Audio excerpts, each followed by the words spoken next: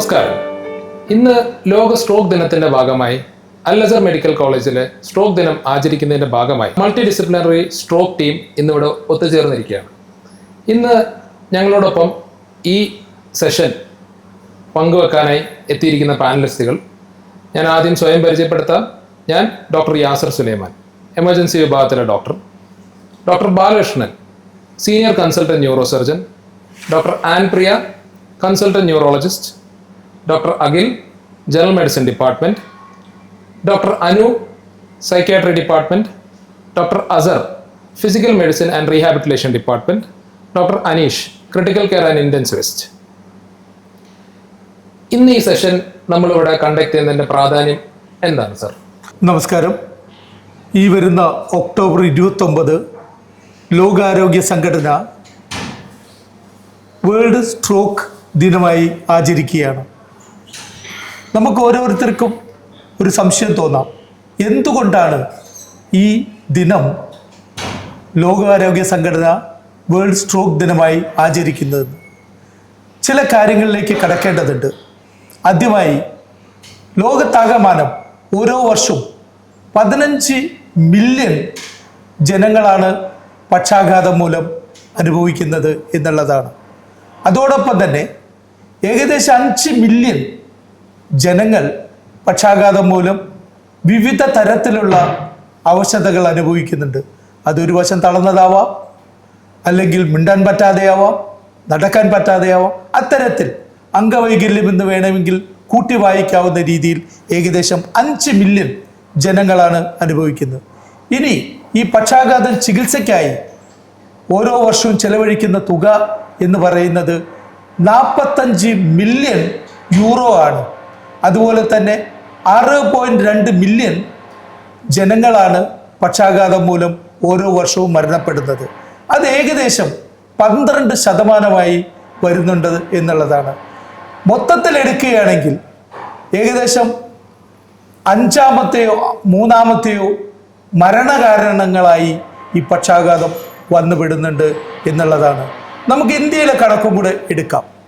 ഇന്ത്യയിൽ ഒരു ദിവസം 3000 മുതൽ 4000 പേരാണ് പക്ഷാഘാതം മൂലം രോഗത്തിന് അടിമപ്പെടുന്നത്.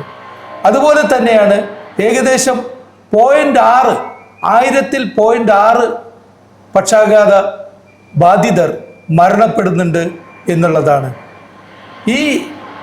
നമ്മൾ ഈ മൊത്തത്തിൽ ഇന്ത്യയുടെ മറ്റൊരു കണക്ക് നമ്മൾ എടുക്കുകയാണെങ്കിൽ 1.54 ആയിരത്തിൽ 1.54 ജനങ്ങൾ പക്ഷാഘാതം മൂലം രോഗത്തിന് അടിമപ്പെടുന്നുണ്ട്.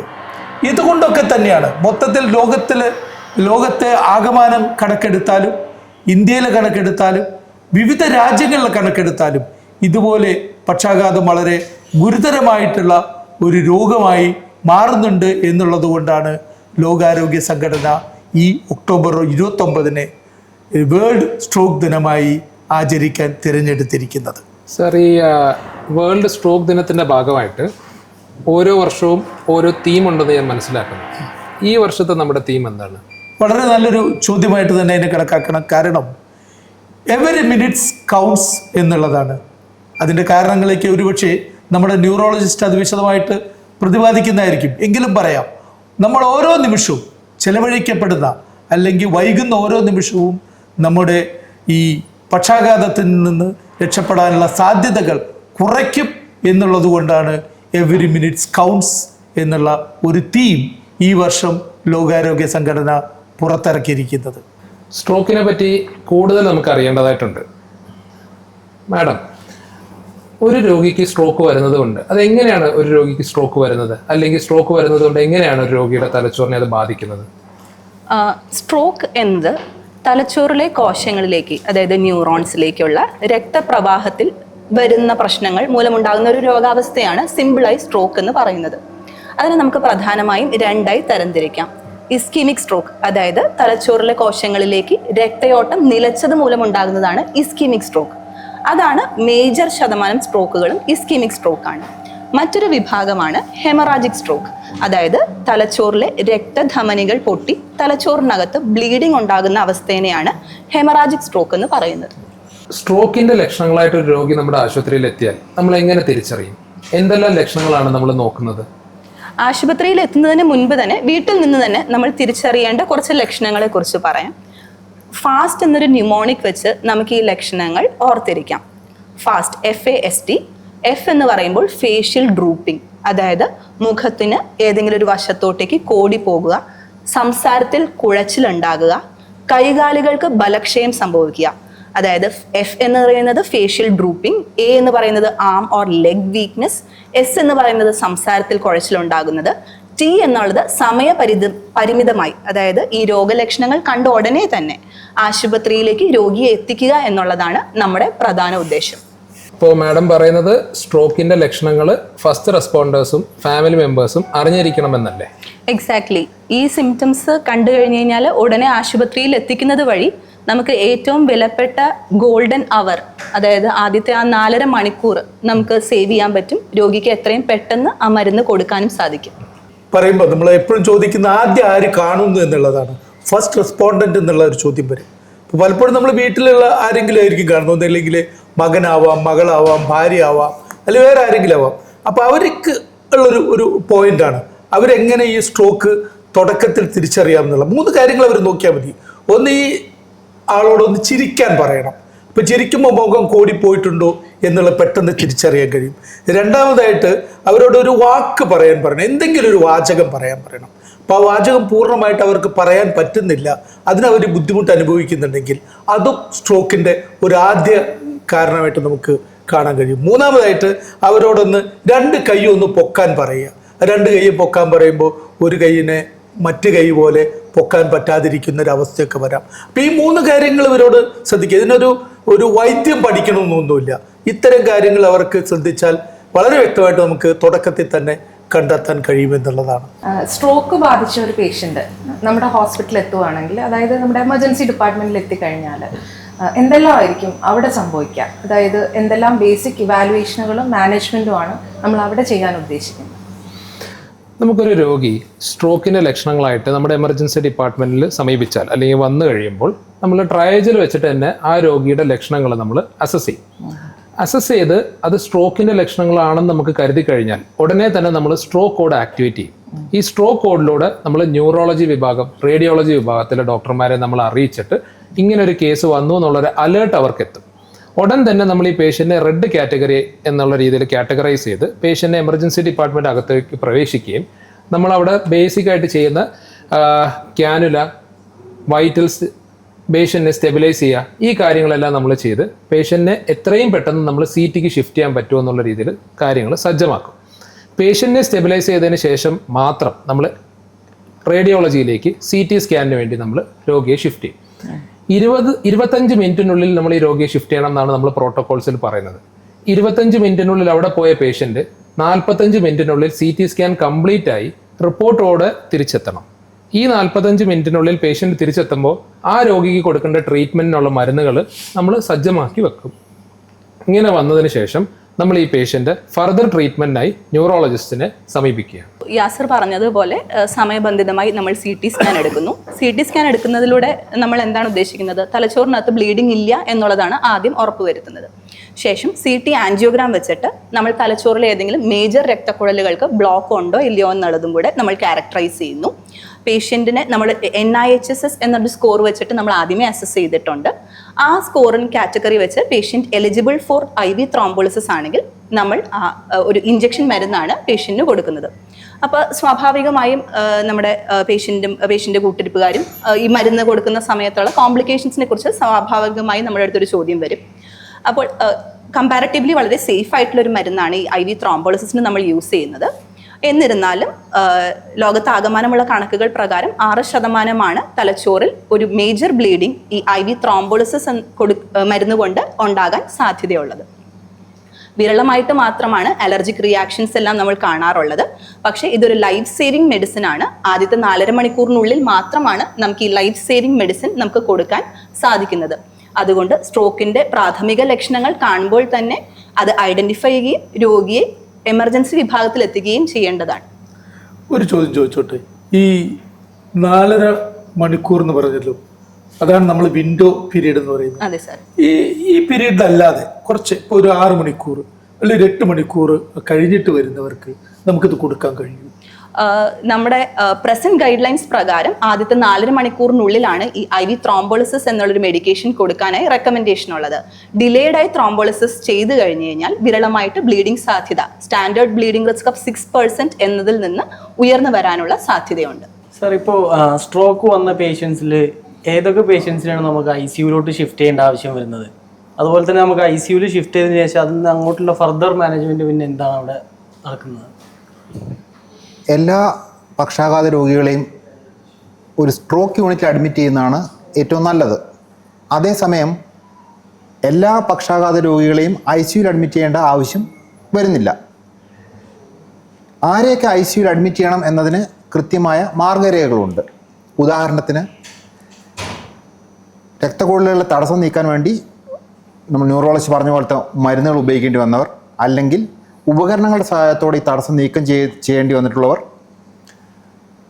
തലച്ചോറിൻ്റെ വലിയൊരു ഭാഗത്ത് പക്ഷാഘാതം സംഭവിച്ചിട്ടുള്ളവർ, വെന്റിലേറ്ററിൻ്റെ സഹായം ആവശ്യമായിരുന്നവർ, രക്തസമ്മർദ്ദം ക്രമാതീതമായി ഉയർന്നിരിക്കുകയോ താഴ്ന്നിരിക്കുകയോ ചെയ്തിരിക്കുന്ന രോഗികൾ, തലച്ചോറിൻ്റെ പുറകുഭാഗത്തുള്ള അഥവാ ചെറിയ മസ്തിഷ്കം അഥവാ സെറിബെല്ലം ഇവയിൽ സ്ട്രോക്ക് വന്നിട്ടുള്ളവർ, ഹൃദയമിടിപ്പിലെ വ്യത്യാസമുള്ളവർ, ഇങ്ങനെയുള്ള രോഗികൾ മാത്രമാണ് ICUവിൽ അഡ്മിറ്റ് ചെയ്യേണ്ടതായിട്ടുള്ളത്. അതായത് ഇപ്പോൾ ഒരു സെറ്റ് ഓഫ് പേഷ്യൻസിന് നമ്മൾ ICUലോട്ട് ഷിഫ്റ്റ് ചെയ്യുമെന്ന് പറഞ്ഞു. അപ്പോൾ അങ്ങനെ ഷിഫ്റ്റ് ചെയ്ത പേഷ്യൻസിന് നമ്മൾ ICUവിൽ പിന്നെ എന്തൊക്കെയാണ് നമ്മൾ ഒബ്സർവ് ചെയ്യുന്നത്? ഈ പക്ഷാഘാതം ഉണ്ടായി ആദ്യത്തെ ഒരു 24 മുതൽ 48 മണിക്കൂറിനുള്ളിൽ പല രോഗികളിലും ഈ പക്ഷാഘാതത്തിൻ്റെ അളവ് വർദ്ധിക്കാം, തലച്ചോറിൽ ആന്തരിക രക്തസ്രാവം ഉണ്ടാവാം, തലച്ചോറിലെ കോശങ്ങളിൽ നീർക്കെട്ട് വരാം, അപസ്മാരം ഉണ്ടാവാം, ഹൃദയമിടിപ്പിൽ വ്യത്യാസം വരാം. ഇങ്ങനെയുള്ള പല സങ്കീർണതകളും വരാൻ സാധ്യതയുണ്ട്. ഇത് നിരീക്ഷിക്കാൻ ഏറ്റവും നല്ലത് ICUവിൽ അഡ്മിറ്റ് ചെയ്യുന്നതാണ്. ആക്ച്വലി ഇങ്ങനെയുള്ള രോഗികളുടെ ഹൃദയമിടിപ്പ് മാത്രമല്ല, അവരുടെ രക്തസമ്മർദ്ദം അളക്കാൻ വേണ്ടി സാധാരണഗതിയിൽ നമ്മൾ OPയിലോ വാർഡിലൊക്കെ ഉപയോഗിക്കുന്നതിന് ഉള്ള ബ്ലഡ് പ്രഷർ മോണിറ്ററിംഗ് സിസ്റ്റത്തിന് പകരം രക്തക്കൊഴലുകളിലേക്ക് കാനുല കയറ്റി കുറച്ചുകൂടി കൃത്യമായിട്ടുള്ള രക്തസമ്മർദ്ദത്തിൻ്റെ നില അളക്കാൻ കഴിയും. അതുപോലെ തന്നെ ഈ രോഗിയുടെ ബോധനില അളക്കാൻ വേണ്ടി നമ്മൾ ഉപയോഗിക്കുന്നത് ഗ്ലാസ്ഗോ കോമ സ്കെയിൽ സ്കോറാണ്. ഒരു രോഗി എമർജൻസി ഡിപ്പാർട്ട്മെൻറ്റിൽ വരുമ്പോൾ തന്നെ നമ്മൾ ഈ ഗ്ലാസ്ഗോ കോമ സ്കെയിൽ സ്കോർ രേഖപ്പെടുത്തുന്നുണ്ട്. ICUവിൽ അഡ്മിറ്റ് ചെയ്തതിന് ശേഷം ഈ രോഗിയുടെ GCS സ്കോർ 2 അതിൽ കൂടുതലോ പോയിൻ്റ് കുറയുകയാണെങ്കിൽ ഈ രോഗത്തിൻ്റെ അവസ്ഥ കൂടുതൽ മോശമായിക്കൊണ്ടിരിക്കുകയാണെന്ന് നമുക്ക് അനുമാനിക്കേണ്ടി വരും. ഇങ്ങനെയുള്ള ഘട്ടങ്ങളിൽ അടിയന്തരമായി CT സ്കാനോ അഥവാ MRI സ്കാനോ ചെയ്യേണ്ടി വന്നേക്കാം. ഈ CT സ്കാനിൽ തലച്ചോറിലെ കോശങ്ങളിൽ നീര് നിറഞ്ഞിരിക്കുകയോ അഥവാ ആന്തരിക രക്തസ്രാവം ഉണ്ടായി അത് കാരണമുള്ള എഡിമ ഉണ്ടാവുകയാണെന്ന് കാണുകയാണെങ്കിൽ ന്യൂറോ സർജൻ്റെ സഹായത്തോടു കൂടി തലയോട്ടിയുടെ ഒരു ഭാഗം ശസ്ത്രക്രിയ വഴി പുറത്തെടുത്ത് ഈ സമ്മർദ്ദം കുറയ്ക്കാൻ നമുക്ക് ശസ്ത്രക്രിയ ചെയ്യേണ്ടതായിട്ട് വരും. ഇതൊക്കെയാണ് നമ്മൾ സാധാരണഗതിയിൽ ഒരു ICUവിൽ നിരീക്ഷിക്കുന്നത്. സാർ, ഒരു സ്ട്രോക്ക് പേഷ്യൻ്റ് കാഷ്വാലിറ്റി വന്നാൽ അവിടെ ഇനിഷ്യൽ മാനേജ്മെൻറ്റ് എമർജൻസി മെഡിസിൻകാർ ചെയ്ത് അതിനുശേഷം ന്യൂറോ മെഡിസിനെ ഇൻഫോം ചെയ്ത് അവിടെ നിന്ന് മാനേജ്മെൻറ്റ് കഴിഞ്ഞ് ICUവിൽ വരെ ചെന്ന് ഇരിക്കുകയാണോ നമ്മൾ? അപ്പം ഒരു ന്യൂറോ സർജൻ എന്ന രീതിയിൽ സാറിൻ്റെ റോൾ എന്താണ് ഒരു സ്ട്രോക്ക് പേഷ്യൻ്റ് വന്നു കഴിഞ്ഞാൽ? വളരെ നല്ലൊരു ക്വസ്റ്റ്യനാണ് ശരിക്കും അത്. കാരണം പലപ്പോഴും ഒരു എല്ലാ ആൾക്കാർക്കും ഒരു സംശയമുള്ളതാണ്, ഇത് ന്യൂറോ സർജനാണോ ഡീൽ ചെയ്യേണ്ടത്, ന്യൂറോളജിസ്റ്റ് ആണോ എന്നും ഈ ഒരു ചർച്ച നടക്കുന്ന കാര്യങ്ങളാണ്. അപ്പം അങ്ങനെ ഒരു ചർച്ചയുടെ ഒന്നും ആവശ്യമില്ല. വളരെ ക്ലിയർ കട്ടായിട്ട് ഉള്ള കാര്യങ്ങളുണ്ട്. എപ്പോൾ ന്യൂറോ സർജൻ ഇൻ്റർവ്യൂൻ ചെയ്യണം, എപ്പോൾ ന്യൂറോളജിസ്റ്റ് ഇൻ്റർവ്യൂൻ ചെയ്യണം എന്നുള്ളത്. നമുക്ക് മൊത്തത്തിൽ ഈ കാരണങ്ങൾ എടുക്കുകയാണെങ്കിൽ നേരത്തെ പറഞ്ഞ പോലെ ഇവിടെ എല്ലാവരും സംസാരിച്ചൊരു കാര്യമാണ് ഈ സ്ട്രോക്കിൻ്റെ കാരണങ്ങളായിട്ട് പറയുന്നത്. ഒന്ന്, തലച്ചോറിനകത്തേക്കുള്ള രക്ത ഓട്ടം കുറയുന്നത്, അതായത് രക്തധമനികളിലുള്ള അടവ് മൂലം രക്തോട്ടം കുറഞ്ഞാലുള്ളത്. 2, ഏതെങ്കിലും രക്തധമനികൾ പൊട്ടുകയോ അല്ലെങ്കിൽ വേറെ എന്തെങ്കിലും കാരണത്താൽ തലച്ചോറിനകത്തേക്കുള്ള രക്തസ്രാവം, അതായത് ബ്ലീഡിങ് ഉണ്ടാവുക. മൂന്നാമത്തായിട്ട് വളരെ വളരെ ചെറിയൊരു കാര്യമാണെങ്കിലും പലപ്പോഴും അത് സ്ട്രോക്കിൻ്റെ ഒരാരംഭമായിട്ട് കണക്കാക്കേണ്ട ഒരു കാര്യമാണ് TIA എന്ന് പറയുന്നത്, ട്രാൻസിയന്റ് ഇസ്കീമിക് അറ്റാക്സ്. അപ്പോൾ ഇതിൽ 3-ൽ ഓരോന്നായിട്ട് നമുക്ക് എടുക്കാം. ആദ്യമായിട്ട് എടുക്കേണ്ടത് നമ്മൾ ഈ ഇസ്കീമിയ എന്ന് പറയുന്നത്. അതാണ് പലപ്പോഴും ആദ്യം ന്യൂറോളജിസ്റ്റിൻ്റെ അടുത്ത് എത്തിപ്പെടുന്ന കാര്യം. ഇസ്കീമിയ എന്ന് പറയുമ്പോൾ രക്തത്തോട്ടം നിലച്ച അവസ്ഥ. അപ്പൊ തലച്ചോറിനകത്തേക്ക് വലിയ ഞരമ്പുകളിലൂടെ രക്തം എത്തുകയും അതിൽ നിന്ന് ചെറിയ ഞരമ്പുകളിലൂടെ തലച്ചോറിന്റെ ഉൾവശത്തേക്കുള്ള രക്തം എത്തുകയും ചെയ്യുന്ന ഒരു സംവിധാനം. അപ്പൊ ഇത് ബ്ലോക്കായി കഴിഞ്ഞാൽ എന്തുണ്ടാവും? നമ്മുടെ തലച്ചോറിനകത്തുള്ളാവുന്ന ദശലക്ഷക്കണക്കിനുള്ള ന്യൂറോൺസിന് രക്തം കിട്ടാതെ വരികയും അതിലൂടെ ഓക്സിജൻ കിട്ടാതെ വരികയും ഈ ന്യൂറോൺ മരണപ്പെടുകയും ചെയ്യുന്ന ഒരവസ്ഥയുണ്ട്. അപ്പൊ ഈ മരണപ്പെടുന്നതിനൊക്കെ ഒരു കണക്കുണ്ട്, കൃത്യമായിട്ട് കണക്ക്. അതൊരു പക്ഷേ നമ്മുടെ ന്യൂറോളജിസ്റ്റ് പറയുമായിരിക്കും. അപ്പോൾ ആ കണക്കനുസരിച്ച് ഇത് നമ്മുടെ ന്യൂറോൺ നഷ്ടപ്പെടാതിരിക്കണമെങ്കിൽ നമ്മൾ ചെയ്യേണ്ട കാര്യങ്ങൾ, ആദ്യം രക്തഓട്ടം തിരിച്ച് അവിടെ എസ്റ്റാബ്ലിഷ് ചെയ്യുക. അപ്പൊ രക്തോട്ടം കുറഞ്ഞ കാര്യത്തിലേക്ക് നമുക്ക് കിടക്കാം. അപ്പൊ നമ്മൾ രക്തോട്ടം എന്ന് പറഞ്ഞാൽ രക്തധമനി അടഞ്ഞു പോയതിന് നമുക്ക് എന്ത് ചെയ്യാൻ കഴിയും? അടഞ്ഞു പോയതിന് നേരത്തെ ആദ്യം പറഞ്ഞ പോലെ തുടക്കത്തിലാണെങ്കിൽ ഈ മരുന്ന് കൊടുത്തുകൊണ്ട് നമുക്ക് അതിനെ തുറക്കാൻ ശ്രമിക്കാം.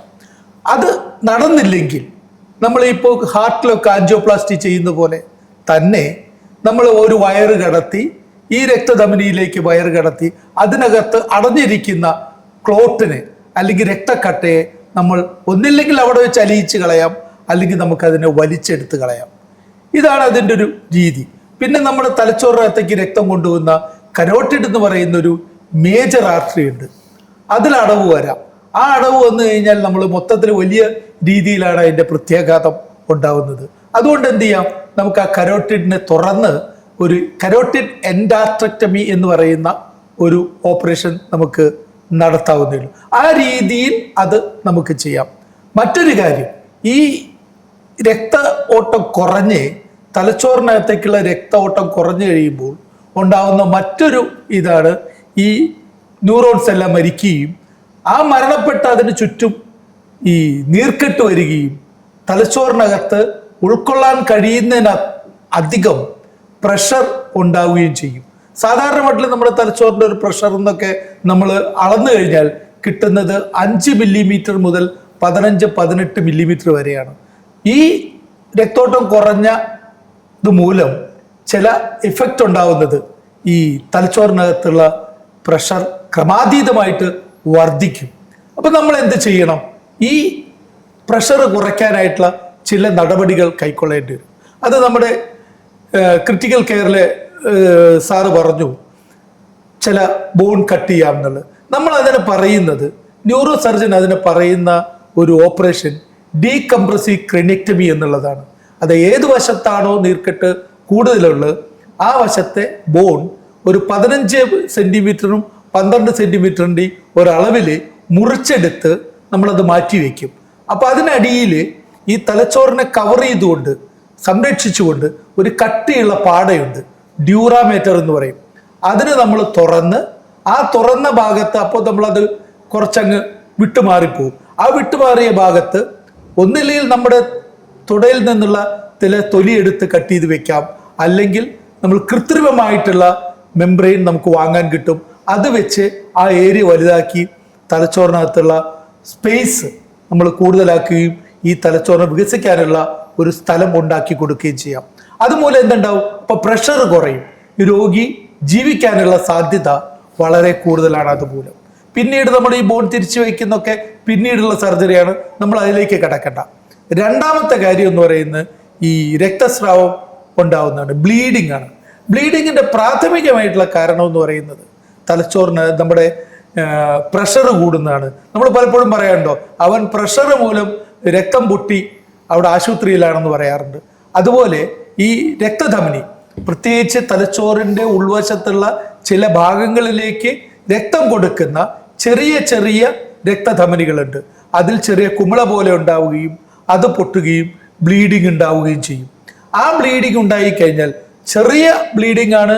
ആ നേരത്തെ പറഞ്ഞ പോലെ ഗ്ലാസ്കോകോമ സ്കോർ നോർമൽ ആണെങ്കിൽ, സാധാരണ സ്കോർ എന്ന് പറയുന്നത് ഒരു 15 ആണ്, ഏറ്റവും കുറവ് 3 ആണ്. അപ്പൊ നല്ല സ്കോർ 15നോട് അടുത്ത സ്കോറൊക്കെ ആണെങ്കിൽ നമുക്ക് മരുന്ന് കൊണ്ട് തന്നെ ചികിത്സിക്കാം. അല്ല, രോഗിയുടെ അവസ്ഥ മോശമാണ്, ബ്ലീഡിങ് വളരെ കൂടുതലാണ്, അല്ലെങ്കിൽ വന്നതിന് ശേഷം വീണ്ടും രോഗി മോശമാവുകയാണെങ്കിൽ നമുക്ക് ഈ ആദ്യം പറഞ്ഞ സർജറി തന്നെ നമ്മൾ ഈ ഡീകംപ്രസീവ് ക്രീനിക്ടമി എന്നുള്ള ഒരു ഓപ്പറേഷൻ ചെയ്യുകയും അതിനോടനുബന്ധമായിട്ട് തലച്ചോറിലെ ബ്ലീഡിങ് എടുക്കാൻ ശ്രമിക്കുകയും ചെയ്യാം. പക്ഷേ നമ്മുടെ ലോകത്താകമാനമുള്ള സ്റ്റഡി പറയുന്നത് ഈ മരുന്നുകൊണ്ട് ചികിത്സിച്ചാലും ഓപ്പറേഷൻ കൊണ്ട് ചികിത്സിച്ചാലും ഈ പ്രഷർ മൂലം തലച്ചോറിനകത്തുണ്ടായിട്ടുള്ള ബ്ലീഡിങ്ങിൻ്റെ റിസൾട്ട് ആകത്തുക ഏകദേശം ഒരുപോലെ തന്നെയാണെന്നുള്ളതാണ്. അതുകൊണ്ടാണ് അതിനെ പലപ്പോഴും പല സ്ഥലങ്ങളിലും ചിലർ ഓപ്പറേറ്റ് ചെയ്യും, ചിലർ ഓപ്പറേറ്റ് ചെയ്യില്ല എന്നുള്ള സംവിധാനം. മൂന്നാമത്തെ കാരണമായിട്ട് പറയുന്നത് പലപ്പോഴും നമ്മൾ ഈ കുമിള ഉണ്ടായി പൊട്ടുന്നതാണ്. നേരത്തെ അനൂറിസം എന്നൊക്കെ പറയുന്നത് അത് ഈ ആൻജിയോഗ്രാം ചെയ്താൽ മാത്രമേ കണ്ടെത്താം. കുമിളയാണെങ്കിൽ നമ്മൾ ഉടൻ തന്നെ അതിന് ക്ലിപ്പിംഗ് എന്നുള്ള ഒരു ഓപ്പറേഷനാണ് ചെയ്യുന്നത്. ഇതുകൂടാതെ ഈ തലച്ചോറിൻ്റെ ഉൾവശത്ത് കൂടാതെ പ്രഷർ മൂലം തലച്ചോറിൻ്റെ ഏത് ഭാഗത്ത് വേണമെങ്കിലും നമുക്ക് രക്തസ്രാവം ഉണ്ടാവാം.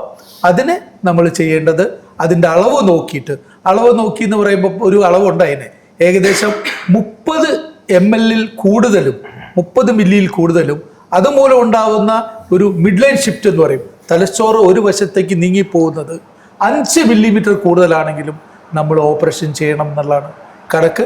അതുപോലെ തന്നെ ഈ തലച്ചോറിൻ്റെ ചെറിയ തലച്ചോറ് എന്ന് പറയുന്ന സെറിബെല്ലം എന്ന് പറയുന്നിടത്തും ഈ ബ്ലീഡിങ് കൂടുതലാണെങ്കിൽ ഓപ്പറേഷൻ ചെയ്ത് നീക്കം ചെയ്യേണ്ടതാണ്.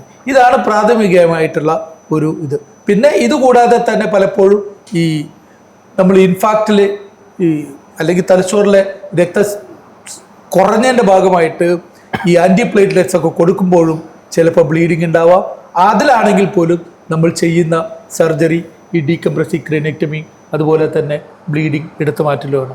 യെസ് സർ, ഈ കൊല്ലത്തെ സ്ട്രോക്ക് ഡേയുടെ തീം തന്നെ എവരി മിനിറ്റ്സ് കൗണ്ട്സ് എന്നാണ്. അപ്പോൾ സ്ട്രോക്ക് പേഷ്യൻ്റ് എന്ന നിലയിൽ ഓരോ മിനിറ്റും അത് വളരെ ഇമ്പോർട്ടൻ്റ് ആയിട്ടുള്ളതാണ്. അപ്പോൾ ഒരു പേഷ്യൻ്റ് എമർജൻസി ഡിപ്പാർട്ട്മെൻറ്റിൽ വന്നു, അത് എത്രയും പെട്ടെന്ന് തന്നെ ഡയഗ്നോസ് ചെയ്തു, CTക്ക് വേണ്ടി ഷിഫ്റ്റ് ചെയ്തു, ന്യൂറോളജിസ്റ്റിനെ ഇൻഫോം ചെയ്തു, ന്യൂറോളജിസ്റ്റ് വന്ന് എല്ലാ ഒരു ടൈം ബൗണ്ട് ആയിട്ടുള്ള സിസ്റ്റമാണെന്നല്ലോ ഉള്ളത്. അപ്പോൾ അല്ലസർ മെഡിക്കൽ കോളേജിൽ എന്ത് ടൈം ബേസ്ഡ് സിസ്റ്റമാണ് നമ്മൾ ഇവിടെ യൂസ് ചെയ്യുന്നത്?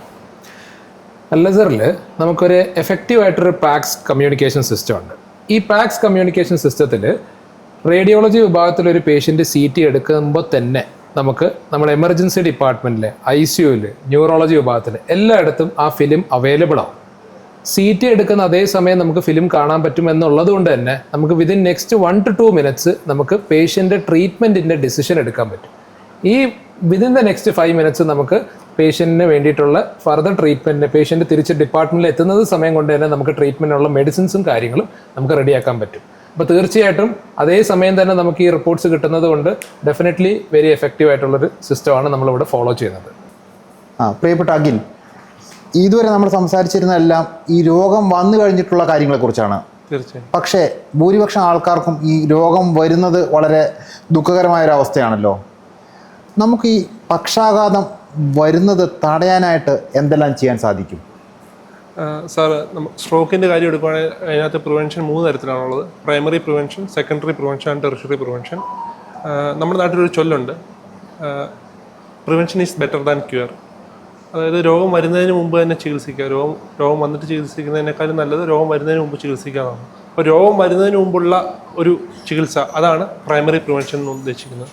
സെക്കൻഡറി പ്രിവെൻഷൻ എന്ന് വെച്ചാൽ രോഗം വന്നു കഴിഞ്ഞിട്ടുണ്ട്, അതിൻ്റെ കോംപ്ലിക്കേഷൻസ് ആണ്, അതിൻ്റെ ട്രീറ്റ്മെൻറ്റാണ്. അത് നമ്മൾ ഓൾറെഡി ഇവിടെ ഡിസ്കസ് ചെയ്ത് കഴിഞ്ഞു. ടെറിഷറി പ്രിവെൻഷൻ എന്ന് പറഞ്ഞാൽ ആ രോഗം മൂലം ഉണ്ടാകുന്ന നമ്മുടെ ഡിസബിലിറ്റി, അതിൻ്റെ റീഹാബിലിറ്റേഷൻ, അതിപ്പോൾ നമ്മൾ ഡിസ്കസ് ചെയ്യാൻ പോകുന്നു. ഞാനിവിടെ ഏറ്റവും കൂടുതലായിട്ട് സ്ട്രെസ് ചെയ്ത് പറയാൻ പോകുന്നത് പ്രൈമറി പ്രിവെൻഷനെ പറ്റിയാണ്. എങ്ങനെ രോഗം നമുക്ക് തടയാൻ പറ്റും. അതിൽ തന്നെ പ്രൈമറി പ്രിവെൻഷനാണ് ഏറ്റവും ഇമ്പോർട്ടൻ്റ് ആയിട്ടുള്ളത്.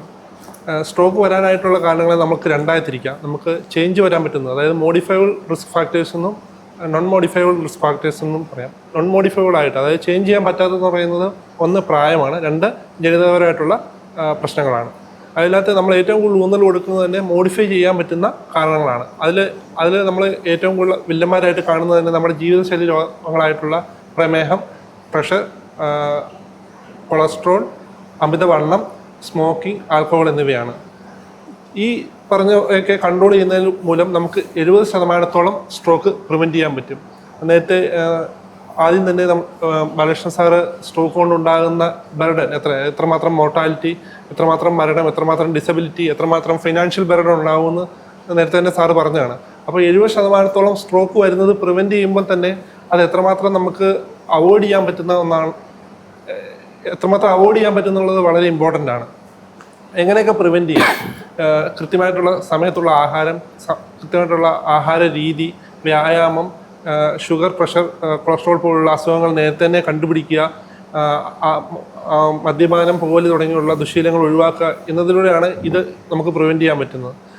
നമുക്ക് പുതിയ പഠനപ്രകാരം 35 ദിവസം തൊട്ട് നമുക്ക് ഡയബറ്റീസിനുള്ള സ്ക്രീനിങ് സ്റ്റാർട്ട് ചെയ്യാൻ പറ്റും.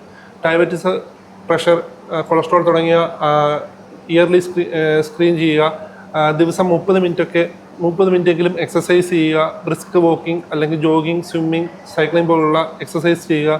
അമിതമായിട്ട് കൊഴുപ്പടങ്ങിയ ആഹാരങ്ങൾ ഒഴിവാക്കുക. അമിതമായിട്ട് സാൾട്ട്, ഉപ്പ് കഴിക്കുന്നത് ഒഴിവാക്കുക. മതിയായ ഉറക്കം എന്നിവയൊക്കെ ഈ സ്ട്രോക്ക് പ്രിവെൻഷന് വളരെ ഇമ്പോർട്ടൻ്റ് ആണ്. അനു മാഡം, എൻ്റെ ക്വസ്റ്റ്യൻ എന്താണെന്ന് വെച്ച് കഴിഞ്ഞാൽ സ്ട്രോക്ക് പ്രിവെൻഷന് വേണ്ടിയിട്ട് നമ്മുടെ മാനസികാരോഗ്യത്തിൻ്റെ ഒരു റോൾ എന്താണ്? വളരെ ആനുകാലിക പ്രസക്തമായിട്ടുള്ളൊരു ചോദ്യമാണ് ഡോക്ടർ ആൻ ചോദിച്ചിട്ടുള്ളത്. കാരണം നമ്മൾ ഇപ്പോൾ ചുറ്റുപാടും കേൾക്കുന്ന ഏറ്റവും കോമൺ ആയിട്ടുള്ള ഒരു വാക്കാണ് ടെൻഷൻ, സ്ട്രെസ്സ് എന്ന് പറയുന്നത്. അപ്പോൾ ഇപ്പോഴത്തെ കാലഘട്ടത്തിൽ നമ്മുടെ ജീവിത രീതിയിൽ വന്നിട്ടുള്ള മാറ്റങ്ങൾ മൂലം തന്നെ സ്ട്രെസ്സിൻ്റെ ലെവല് വളരെ ക്രമാതീതമായിട്ട് ഉയർന്നിട്ടുണ്ട് എന്ന് തന്നെ വേണം പറയാനായിട്ട്. അപ്പോൾ ഡോക്ടർ അഖിൽ പറഞ്ഞു, ഒരുപാട് ജീവിതശൈലി രോഗങ്ങൾ നമ്മൾ നിയന്ത്രിക്കാനുണ്ട്. പ്രഷർ, ഷുഗർ പോലെയുള്ള, ഒബീസിറ്റി പോലെയുള്ള രോഗങ്ങൾ. അപ്പോൾ അതൊക്കെ കൃത്യമായി നിയന്ത്രിക്കണം എന്നുണ്ടെങ്കിൽ തന്നെ മാനസികമായ ഒരു ആരോഗ്യം അതിന് വളരെ ആവശ്യമാണ്. അതായത് പലപ്പോഴും നമ്മൾ ശാരീരികമായ ആരോഗ്യത്തിന് കൊടുക്കുന്ന ഒരു പ്രാധാന്യം മാനസികമായ ആരോഗ്യ നിലയ്ക്ക് പലപ്പോഴും നമ്മൾ കൊടുക്കാറില്ല എന്നുള്ളതാണ് അതിൻ്റെ സത്യം. അതുപോലെ തന്നെ നമ്മൾ ചുറ്റുപാടും കേൾക്കുന്ന ഒരു പ്രധാനപ്പെട്ട ഒരു വിഷയം എന്ന് പറയുന്നത് ലഹരിയുടെ ഉപയോഗമാണ്. അമിതമായിട്ടുള്ള മദ്യപാനം, സ്മോക്കിംഗ്, അതൊക്കെ വളരെ പ്രധാനപ്പെട്ട റിസ്ക് ഫാക്ടേഴ്സാണ് സ്ട്രോക്ക് വരുന്നതിനായിട്ട്. അപ്പോൾ അതുപോലുള്ള രോഗാവസ്ഥയുള്ള വ്യക്തികൾ അതിനാവശ്യമായിട്ടുള്ള കൗൺസിലിങ്ങും അല്ലെങ്കിൽ ട്രീറ്റ്മെൻറ്റും എടുത്ത് ആ ലഹരി വസ്തുക്കൾ ജീവിതത്തിൽ നിന്ന് ഒഴിവാക്കി നിർത്തേണ്ടത് സ്ട്രോക്ക് പ്രിവെൻറ്റ് ചെയ്യുന്നതിന് ഏറ്റവും ആവശ്യമായിട്ടുള്ള ഒരു കാര്യമാണ്. അതുപോലെ തന്നെ നമുക്ക് ഈ രോഗാവസ്ഥകൾ നിയന്ത്രിക്കുക എന്നുള്ളതിനോടൊപ്പം തന്നെ ഡോക്ടർ അഖിൽ പറഞ്ഞിരുന്നു, കൃത്യമായിട്ടുള്ള ഉറക്കം വേണം, വ്യായാമം വേണം, റെസ്റ്റ് വേണം, ഹൈഡ്രേഷൻ വേണം. ഇതിനോടെല്ലാം ഒപ്പം മാനസികമായ ആരോഗ്യം നിലനിർത്തുന്നതിനും അതുപോലെ പരിപോഷിക്കുന്നതിനും ആവശ്യമായിട്ടുള്ള മാനസിക ഉല്ലാസങ്ങളിൽ ഏർപ്പെടുക എന്നുള്ളതും വളരെ പ്രധാനപ്പെട്ട കാര്യമാണ്. ഉദാഹരണത്തിന് അവരവർക്ക് താല്പര്യമുള്ള രീതിയിൽ വായനയാവാം, അല്ലെങ്കിൽ കലാകായികമായിട്ടുള്ള കാര്യങ്ങളായിരിക്കാം, ഡാൻസ് ആവാം, സംഗീതമാകാം, പെയിൻറ്റിങ് ആവാം.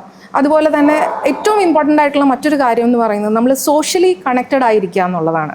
വ്യക്തികളുമായിട്ടുള്ള ബന്ധം നമ്മളെപ്പോഴും കാത്തു സൂക്ഷിക്കുകയും അതുപോലെ മാനസികമായിട്ടുള്ള സമ്മർദ്ദം കുറയ്ക്കുകയും ചെയ്യുക എന്നുള്ളതാണ്. അപ്പോൾ പറഞ്ഞതിൻ്റെ ചുരുക്കം ഇത്രയേ ഉള്ളൂ.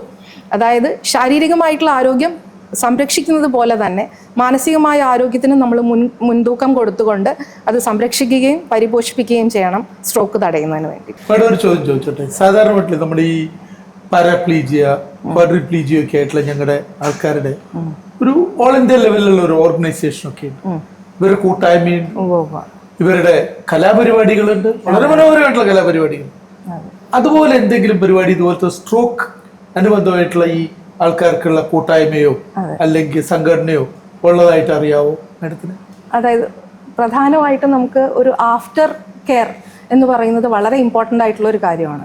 കാരണം വളരെ ചുരുങ്ങിയ ഒരു കാലഘട്ടം മാത്രമല്ല, കുറച്ചധികം സമയം എടുത്തിട്ടാണ് പലപ്പോഴും ഈ പേഷ്യൻസ് ഈ ഒരു സിറ്റുവേഷനിൽ നിന്ന് റിക്കവർ ചെയ്യുന്നത്. അവരുടെ കോൺഫിഡൻസ്, അവർക്ക് എക്സസൈസ് ഒക്കെ ചെയ്യാനുള്ള മോട്ടിവേഷൻ, അങ്ങനത്തെ പല കാര്യങ്ങളെ ഇത് ബാധിക്കാം. അവർ ജോലിയിൽ നിന്ന് വിട്ടു നിൽക്കേണ്ട അവസ്ഥ വരുന്നുണ്ട്. ആളുകളുമായിട്ട് ചിലപ്പം പഴയ പോലെ ഇൻട്രാക്ട് ചെയ്യാൻ അവർക്ക് സാധിക്കുന്നില്ല. അപ്പോൾ ജീവിതത്തിൽ അവർ അത്രയും ആക്റ്റീവായിരുന്ന ആ ഒരു സിറ്റുവേഷനിൽ നിന്ന് അവർ പിൻവാങ്ങുന്ന ഒരു സാഹചര്യമാണ് ഉള്ളത്. അപ്പോൾ അതുകൊണ്ട് ഇതുപോലുള്ള ഓർഗനൈസേഷൻസ് ഡെഫിനറ്റ്ലി അവരുടെ കോൺഫിഡൻസ് ബൂസ്റ്റ് ചെയ്യാനും ഇതേപോലെയുള്ള ബുദ്ധിമുട്ടുകൾ അനുഭവിക്കുന്ന ആളുകളുടെ ഒരു സപ്പോർട്ട് സിസ്റ്റമാണ് അത് ഒരുപാട് സഹായം തരുന്ന ഒരു കാര്യമാണ്. അതായത് കൂട്ടായ്മയുണ്ടോ എന്നുള്ളത്. അപ്പം അതിനനുബന്ധമായിട്ട് പറയാവുന്ന കാര്യം, ഞങ്ങൾ ഈ ഒക്ടോബർ 29 വേൾഡ് സ്ട്രോക്ക് ഡേ നടത്തുന്നതിൻ്റെ ഭാഗമായിട്ട് ഈ സ്ട്രോക്ക് നിന്ന് രക്ഷപ്പെട്ട അല്ലെങ്കിൽ വിമുക്തരായ ആൾക്കാരുടെ ഒരു കൂട്ടായ്മ സംഘടിപ്പിക്കുകയും അവരെ പരസ്പരം കണക്ട് ചെയ്യാനുള്ള ഒരു പരിപാടിയും കൂടെ നമ്മൾ ആലോചിക്കുന്നുണ്ട്. അതും കൂടെ ഇതിൻ്റെ കൂട്ടത്തിൽ നടത്തുന്നതായിരിക്കും. നമ്മളിപ്പോൾ പല വിഭാഗത്തിലെ ഡോക്ടർമാർ അവരുടെ ഓരോ ആസ്പെക്ട്സ് പറഞ്ഞു. ഒരു രോഗി എമർജൻസി ആയിട്ട് വന്നാൽ എന്ത് ചെയ്യും, സ്ട്രോക്ക് വരാതിരിക്കാൻ എന്ത് ചെയ്യണം, സ്ട്രോക്ക് വന്ന് അതിന് ട്രീറ്റ്മെൻറ്റ് എങ്ങനെയൊക്കെ ചെയ്യാം, ട്രീറ്റ്മെൻറ്റ് എടുത്തിട്ട് ബ്ലീഡിങ് വന്നാൽ എന്തൊക്കെ ചെയ്യാം, അത് അവരുടെ മാനസികമായിട്ടുള്ള ബുദ്ധിമുട്ടുണ്ടെങ്കിൽ നമ്മൾ എന്തൊക്കെ ചെയ്യണം എന്നുള്ള കാര്യങ്ങളൊക്കെ നമ്മളിപ്പോൾ ഡിസ്കസ് ചെയ്തു. ഇനി ഇതിൽ കുറച്ചും കൂടെ പ്രാധാന്യം നമ്മൾ കൊടുക്കേണ്ട ഒരു department physical medicine and rehabilitation എന്ന് പറയുന്ന PMR ഡിപ്പാർട്ട്മെൻറ്റാണ്. എന്താണ് ഫിസിക്കൽ മെഡിസിൻ ആൻഡ് റീഹാബിലിറ്റേഷൻ ഡിപ്പാർട്ട്മെൻറ്റിൻ്റെ റോള്? ഓക്കെ, ഇപ്പോൾ ചോദ്യം ഒരു സ്ട്രോക്ക് പേഷ്യൻറ്റിൽ PMRൻ്റെ റോള് എന്താണെന്നുള്ളതാണ്. അപ്പോൾ മെയിനായിട്ട് പറയുകയാണെന്നുണ്ടെങ്കിൽ ഇപ്പോഴത്തെ ലേറ്റസ്റ്റ് ഗൈഡ് ലൈൻസ് പ്രകാരം ഒരു സ്ട്രോക്ക് വന്ന പേഷ്യൻറ്റിന് 24 മണിക്കൂർ ടു 48 മണിക്കൂറിൻ്റെ ഉള്ളിൽ തന്നെ റീഹാബിലിറ്റേഷൻ സ്റ്റാർട്ട് ചെയ്യണം എന്നുള്ളതാണ്. അതുപോലെ തന്നെ ഈ PMR ഡിപ്പാർട്ട്മെൻറ്റിൻ്റെ ഏറ്റവും മേജർ റോള് വരുന്നത് ഒരു സ്ട്രോക്ക് വന്ന പേഷ്യൻറ്റിൻ്റെ റിക്കവറി സ്റ്റേജിലാണ്. അക്യൂട്ട് ഫേസിൽ ഈ വൈറ്റൽസ് എല്ലാം സ്റ്റെബിലൈസ് ചെയ്ത് ബാക്കി ഡിപ്പാർട്ട്മെൻറ്റും അക്യൂട്ട് എമർജൻസി മാനേജ്മെൻറ്റ് എല്ലാം കഴിഞ്ഞതിന് ശേഷം പിന്നെ ഇമ്മീഡിയറ്റ് സ്റ്റെപ്പായിട്ട് വരുന്ന റിക്കവറി സ്റ്റേജിലാണ് PMRൻ്റെ ഏറ്റവും മേജർ റോള് ഉള്ളത്. ഒരു പ്രോപ്പർ റീഹാബ് ചെയ്ത പേഷ്യൻറ്റിന് അവരുടെ മാക്സിമം അവൈലബിൾ റിക്കവറി നമുക്ക് അച്ചീവ് ചെയ്യാൻ സാധിക്കുന്നതാണ്. അതുപോലെ തന്നെ നമ്മുടെ അൽ-അസ്ഹർ മെഡിക്കൽ കോളേജിൽ നമുക്കൊരു multi disciplinary rehab setup unit തന്നെ ഉണ്ട്. ഏർലി റീഹാബ് കൊണ്ട് നമ്മൾ എങ്ങനത്തെ ഫങ്ഷണൽ ഇമ്പ്രൂവ്മെൻ്റ് ആണ്, ഫങ്ഷണൽ ഔട്ട്കം ആണ് നമ്മൾ പ്രതീക്ഷിക്കുന്നത്? ഇപ്പം നേരത്തെ പറഞ്ഞ പോലെ തന്നെയാണ് 24 ടു 48 മണിക്കൂറിൽ സ്റ്റാർട്ട് ചെയ്യണമെന്ന് പറഞ്ഞു ഗൈഡ് ലൈൻസ് പ്രകാരം. അപ്പോൾ അതിൻ്റെ കണ്ടിന്യൂഷനായിട്ട് തന്നെയാണ് ഇപ്പോൾ ഈ സ്ട്രോക്ക് കഴിഞ്ഞ പേഷ്യൻസിന് ഒരു ഗോൾഡൻ വിൻഡോ എന്ന് പറഞ്ഞ ടൈം ഫ്രെയിം ഉണ്ട്. അതായത് സ്ട്രോക്കിൻ്റെ ഡേ 1 തൊട്ട് നോക്കുകയാണെങ്കിൽ 3 to 6 months വരെയുള്ള ടൈം പീരീഡിൽ ആ ടൈം പീരീഡിനെ വിളിക്കുന്ന പേരാണ് ഗോൾഡൻ വിൻഡോ ഫോർ റീഹാബിലിറ്റേഷൻ. ആ സമയത്ത് എന്താണെന്ന് വെച്ച് കഴിഞ്ഞാൽ നമുക്ക് ബ്രെയിനിൽ ന്യൂറോപ്ലാസ്റ്റിസിറ്റി, നെർവിൻ്റെ റീജനറേഷൻ കാര്യങ്ങളൊക്കെ നടക്കുന്ന ഏറ്റവും പീക്ക് ടൈമാണ്. ആ ടൈമിൽ നമ്മൾ റീഹാബിലിറ്റേഷൻ ചെയ്ത് കഴിഞ്ഞാൽ ഏറ്റവും മാക്സിമം റിക്കവറി നമുക്ക് അച്ചീവ് ചെയ്യാൻ സാധിക്കും.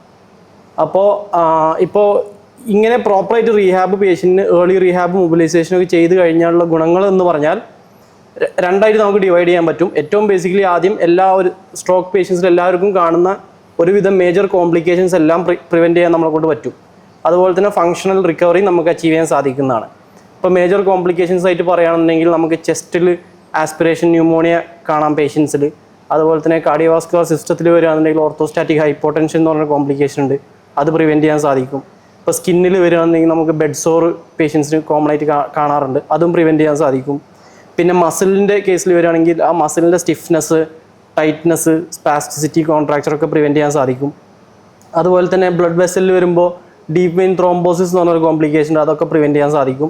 ഇങ്ങനെ ഒരുവിധം സ്ട്രോക്കിൽ കാണാവുന്ന കോംപ്ലിക്കേഷൻസ് എല്ലാം നമുക്ക് റീഹാബിൽ പ്രോപ്പർ ഏർലി റീഹാബ് ചെയ്ത് കഴിഞ്ഞാൽ പ്രിവെൻറ്റ് ചെയ്യാൻ സാധിക്കും. പിന്നെ ഫങ്ഷണൽ റിക്കവറിയിൽ വരികയാണെന്നുണ്ടെങ്കിൽ ഒരു പേഷ്യൻ്റെ ദൈനംദിന കാര്യങ്ങൾ, അതായത് ആക്ടിവിറ്റീസ് ഓഫ് ഡെയിലി ലിവിങ് എന്ന് പറയും, അതിലെല്ലാം ഫോക്കസ് കൊടുത്തിട്ടാണ് നമ്മൾ റീഹാബിലിറ്റേഷൻ ചെയ്യുന്നത്. ഫോർ എക്സാമ്പിൾ പറയുകയാണെങ്കിൽ നമ്മൾ ഈറ്റിംഗ്, ഭക്ഷണം കഴിക്കുന്നത്, വെള്ളം കുടിക്കുന്നത്, നടക്കുന്നത്, ഡ്രസ്സ് ധരിക്കുന്നത്, അങ്ങനെ ഡെയിലി ചെയ്യുന്ന എല്ലാ ആക്ടിവിറ്റീസും ഫോക്കസ് ചെയ്തിട്ടാണ് നമ്മൾ റീഹാബിലിറ്റേഷൻ കൊടുക്കുന്നത്. അതുപോലെ തന്നെ ഈ physiotherapy, occupational therapy, speech therapy, ഇങ്ങനെ എല്ലാ മൾട്ടിപ്പിൾ യൂണിറ്റ്സ് ഡിവൈഡ് ചെയ്തിട്ടാണ് നമ്മൾ റീഹാബിലിറ്റേഷൻ ചെയ്യുന്നത്. അത് കാരണം ഇപ്പോൾ പേഷ്യൻ്റെ മസിലിൻ്റെ സ്ട്രെങ്ത് ഒക്കെ എത്രയും പെട്ടെന്ന് നമുക്ക് റീഗെയിൻ ചെയ്യാൻ സാധിക്കും. അത് കാരണം കൈയിൻ്റെയും കാലിൻ്റെയൊക്കെ ബലം വർദ്ധിപ്പിക്കാനും അതുപോലെ തന്നെ പേഷ്യൻ്റെ ബാലൻസ്, കോർഡിനേഷൻ ഒക്കെ ഇമ്പ്രൂവ് ചെയ്യാനും അതിന് തുടർച്ചയായിട്ട് പേഷ്യൻറ്റിന് നടക്കാനുള്ള ഒരു എബിലിറ്റി, എത്രയും പെട്ടെന്ന് പേഷ്യൻ്റ് നടക്കാനുള്ള ട്രെയിനിങ്ങും എല്ലാം, അതിൻ്റെ അസിസ്റ്റീവ് ഡിവൈസസ്, അങ്ങനെ എല്ലാവിധ പ്രോപ്പർ റീഹാബിലും ചെയ്ത് കഴിഞ്ഞാൽ നമുക്ക് പേഷ്യൻറ്റിന് എത്രയും പെട്ടെന്ന് മാക്സിമം അവൈലബിൾ റിക്കവറിയിലോട്ട് പേഷ്യൻറ്റിനെ തിരിച്ചെത്തിക്കാൻ സാധിക്കും. അപ്പോൾ ഡോക്ടർ ഇപ്പോൾ ഒരു പേഷ്യൻ്റെ റിക്കവറിയുടെ ഫിസിക്കൽ ആസ്പെക്ട്സ് എല്ലാം പറഞ്ഞു കഴിഞ്ഞു. ഇനി ഒരു സ്ട്രോക്ക് വന്ന പേഷ്യൻറ്റിന് റിക്കവറിയിൽ അവരെ ബാധിക്കുന്ന മെൻ്റൽ ആസ്പെക്ട്സ് അല്ലെങ്കിൽ അവരെ ബാധിക്കുന്ന സൈക്യാട്രി സംബന്ധമായിട്ടുള്ള കാര്യങ്ങളൊന്ന് മാഡം വന്നിട്ട് പറയും. അതായത് സ്ട്രോക്ക് എന്ന് പറയുമ്പോൾ തന്നെ അത് മസ്തിഷ്കത്തെ ബാധിക്കുന്ന രോഗമായതുകൊണ്ട് തന്നെ മസ്തിഷ്കത്തിലെ പല കോശങ്ങൾക്കും നാശം വരുന്നു. അതോടൊപ്പം രാസവ്യതിയാനങ്ങളും അതിൽ വരാനുള്ള സാധ്യതയുണ്ട്. അതുകൊണ്ട് തന്നെ പലതരത്തിലുള്ള മാനസികാരോഗ്യ പ്രശ്നങ്ങൾ ഈ വ്യക്തികളിൽ കാണാറുണ്ട്. എല്ലാവർക്കും ഉണ്ടാവണമെന്ന് നിർബന്ധമില്ല, പക്ഷെ ചില വ്യക്തികളിലെങ്കിലും മാനസികാരോഗ്യ പ്രശ്നങ്ങൾ കാണാറുണ്ട്. ഉദാഹരണത്തിന് ഡിപ്രഷൻ അല്ലെങ്കിൽ വിഷാദം, ഉത്കണ്ഠാരോഗങ്ങൾ, ആങ്സൈറ്റി പ്രോബ്ലംസ്, അതുപോലെ തന്നെ കോഗ്നിറ്റീവ് ഇമ്പയർമെൻറ്റ്, അതായത് മെമ്മറി, കോൺസെൻട്രേഷൻ, എക്സിക്യൂട്ടീവ് ഫങ്ഷൻസ്, അങ്ങനെയുള്ള അവരുടെ കോഗ്നിറ്റീവ് ഫങ്ഷൻസിനെ അത് ബാധിക്കാൻ സാധ്യതയുണ്ട്. ചിലർക്കെങ്കിലും സ്ട്രോക്ക് ബാധിച്ച ഉടനെ തന്നെ ഒരു കൺഫ്യൂസ്ഡ് ബിഹേവിയർ പോലെ, അതായത് സ്ഥലകാല ബോധം നഷ്ടപ്പെടുന്ന ഒരവസ്ഥ, കൺഫ്യൂസ്ഡ് ആയിട്ട് ചിലപ്പോൾ അജിറ്റേറ്റഡ് ആയിട്ട് ബിഹേവ് ചെയ്യുക, ഇതുപോലെയുള്ള മാനസികാരോഗ്യ പ്രശ്നങ്ങൾ ചിലരിലെങ്കിലും നമ്മൾ കണ്ടുവരാറുണ്ട്. അതുപോലെ തന്നെ ഈ ഒരു അസുഖം ബാധിച്ചു കഴിയുമ്പോൾ പെട്ടെന്ന് അവരുടെ ഒരു ജീവിത രീതികളിൽ മാറ്റം വരികയാണ്. അവർക്ക് ജോലിക്ക് പോകാനുള്ള ബുദ്ധിമുട്ട് വരുന്നു, കുടുംബത്തിലെ പല ഉത്തരവാദിത്തങ്ങളിൽ നിന്ന് മാറി നിൽക്കേണ്ട ഒരു ആവശ്യം വരുന്നു, വ്യക്തികളുമായിട്ട് കമ്മ്യൂണിക്കേറ്റ് ചെയ്യാനായിട്ട് ബുദ്ധിമുട്ടുകൾ വരുന്നു. അതൊക്കെ അവർക്കൊരു അഡ്ജസ്റ്റ്മെൻറ്റ് ഇഷ്യൂസ്, ഒരു അഡ്ജസ്റ്റ്മെൻറ്റ് ഡിസോർഡേഴ്സ് പലപ്പോഴും പല വ്യക്തികളിലും ഇതിൻ്റെ ഭാഗമായിട്ട് കാണാറുണ്ട്.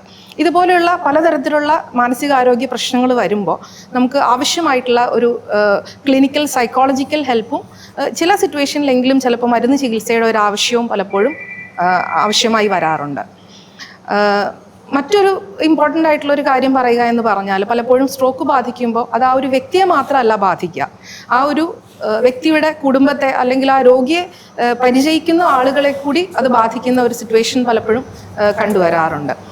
അവർക്കും ഈ പറയുന്നത് പോലെ പലപ്പോഴും അവരുടെ മറ്റ് കാര്യങ്ങൾ മാറ്റിവെച്ച് രോഗി പരിചരണത്തിനായിട്ട് നിൽക്കേണ്ട ഒരു ആവശ്യം വരുന്നു. അതുപോലെ ഈ രോഗിയെ എങ്ങനെ ഹാൻഡിൽ ചെയ്യണം, പലപ്പോഴും ദേഷ്യവും ഉത്കണ്ഠയൊക്കെ അവർ പ്രകടിപ്പിക്കുമ്പോൾ എങ്ങനെ അവർ ഹാൻഡിൽ ചെയ്യണം എന്നുള്ളത് പലപ്പോഴും അവർക്ക് മനസ്സിലാവാത്ത ഒരു അവസ്ഥ കാണാറുണ്ട്. അതിനായിട്ട് ആവശ്യമായിട്ടുള്ള ഫാമിലി കൗൺസിലിങ്ങും ഈ കെയർ ഗിവേഴ്സിന് വേണ്ടുന്ന സപ്പോർട്ടും അതുപോലെ തന്നെ ഈ വ്യക്തിയെ എങ്ങനെ അവർ തിരിച്ചു വീണ്ടും ജീവിതത്തിലേക്ക് കൂട്ടിക്കൊണ്ടുവരണം എന്നുള്ളതിനുള്ള ഒരു ഗൈഡൻസും പലപ്പോഴും നമ്മൾ മാനസികാരോഗ്യ വിഭാഗത്തിൽ നിന്ന് പ്രൊവൈഡ് ചെയ്യാറുണ്ട്. വേൾഡ് സ്ട്രോക്ക് ഡേയുടെ ഭാഗമായി നമ്മൾ വളരെ ഇൻറ്ററാക്റ്റീവ് ആയിട്ടുള്ള ഒരു സെഷനാണ് ഇവിടെ സംഘടിപ്പിച്ചിട്ടുള്ളത്. ഇത് ഏവർക്കും വളരെ ഇൻഫോർമേറ്റീവായി വന്നു എന്ന് ഞാൻ വിശ്വസിക്കുന്നു.